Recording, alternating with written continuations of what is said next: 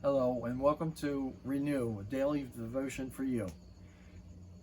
Today's title is But God, and we'll be reading out of our scripture out of Acts chapter 7, verses 8 through 10. And God gave him the covenant of circumcision. And so Abraham begat Isaac and circumcised him the 8th day. And Isaac begat Jacob, and Jacob begat the 12 patriarchs.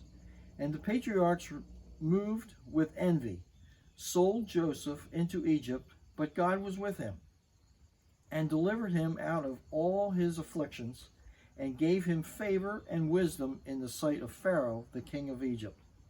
And he made him governor over Egypt and all his house. The life of Joseph is a powerful lesson for us when things don't go right. Because of the favoritism Jacob showed him, Joseph's brothers hated him. But because there was no financial profit to be had by killing him, they sold him into slavery.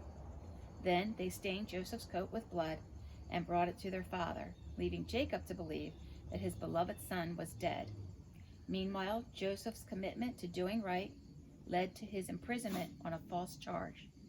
Later, his kindness and prophetic interpretation of the dream Pharaoh's butler had was forgotten, and Joseph continued to languish in prison. Although the circumstances were certainly not what Joseph would have preferred, God was at work. The hardships and injustices that Joseph experienced were necessary steps on the path that God had laid out for his life. All of us go through things that are difficult and painful. As we seek to understand them, we must never forget that God is at work. Yes, there are times when we have trouble that we brought on ourselves, but even then, God does not forsake us. It is, however, during the times when we are suffering for doing right that we are tempted to believe that God has forgotten us. He has not, and he will not. God is able to use every event of our lives for our good and for his glory. Dr. R.B. Olette said, "The very worst an enemy can do to you is be an unwitting instrument to accomplish God's purposes in your life."